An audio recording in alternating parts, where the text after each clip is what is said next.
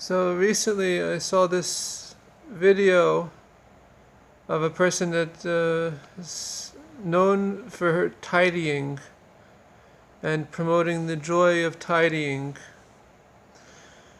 sparking joy. And the idea is to be intention, to convey intention in relating to the things in our home in order to tidy up, to organize, and ultimately to organize that which we would like to keep, and then to do away, to get rid of that which we does not spark joy, as the expression is translated in English. So, meaning that we hold up this garment. It's what she's very known for is folding. This concept, this idea of folding. So she'll take a garment, and does it spark joy or not? And if it does, so then it's for keeping and also for folding. So it's she shows the process of folding it, and ultimately 1, 2, 3 to fold it over itself into thirds, and then to have it stand up on its own.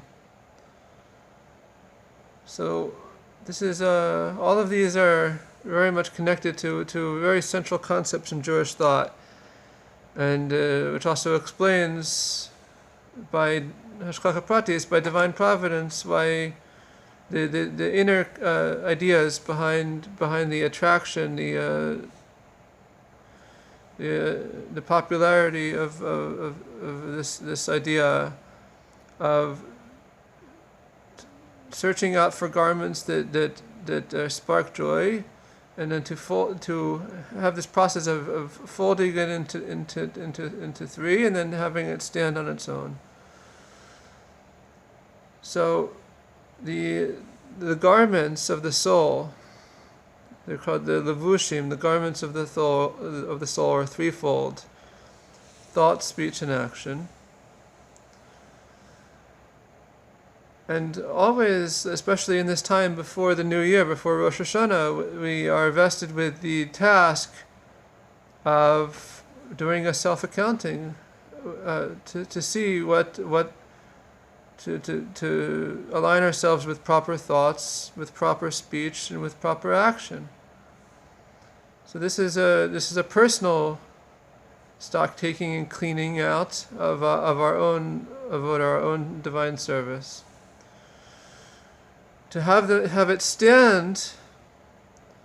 So it says that the world stands on three pillars: on Torah, Avodah, and Gemilas Chasadim.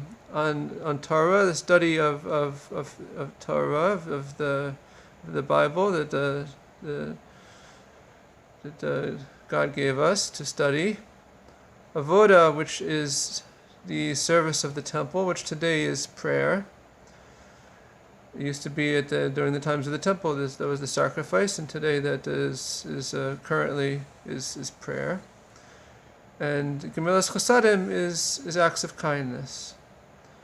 So we have the garments are threefold. And the world is standing in a threefold way through these three pillars of Torah, of the study, intention, having the proper sitting down and studying God's teachings to us, prayer, and acts of kindness. Now it also says that the home is the microcosm for the temple.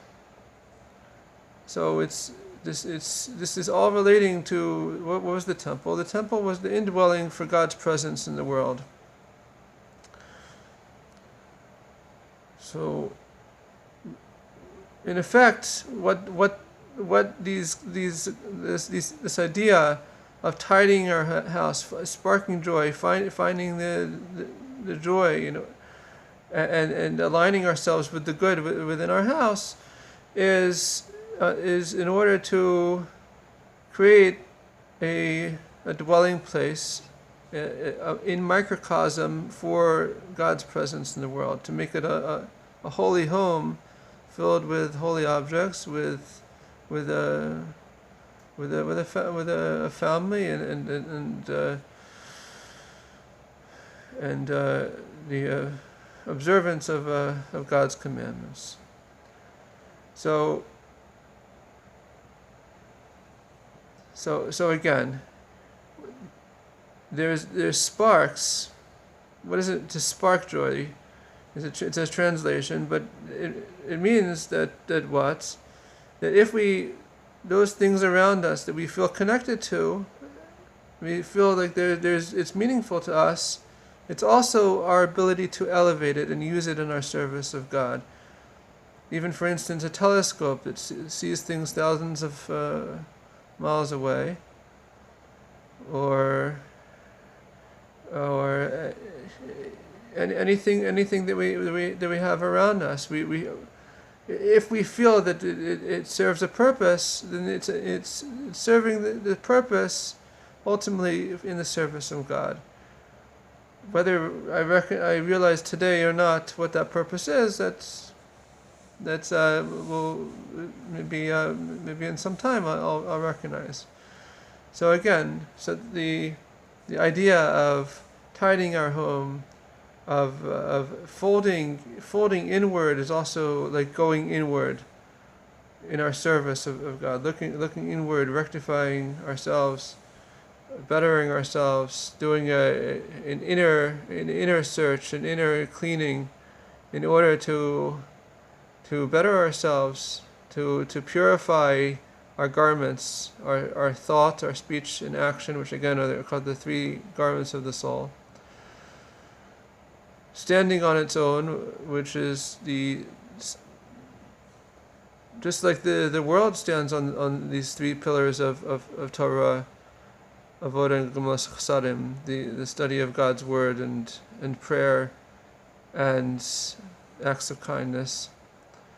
So too, this is our home, which is a microcosm of the world. This also stands on that. So this is the thought to tidy up, to spark joy in our home, is a threefold process. It's a folding process, it's an inward process, and ultimately we should all merit to have homes that are a resting place for the divine presence, for the Shekhinah. It's just the divine presence, the indwelling godly presence in this world.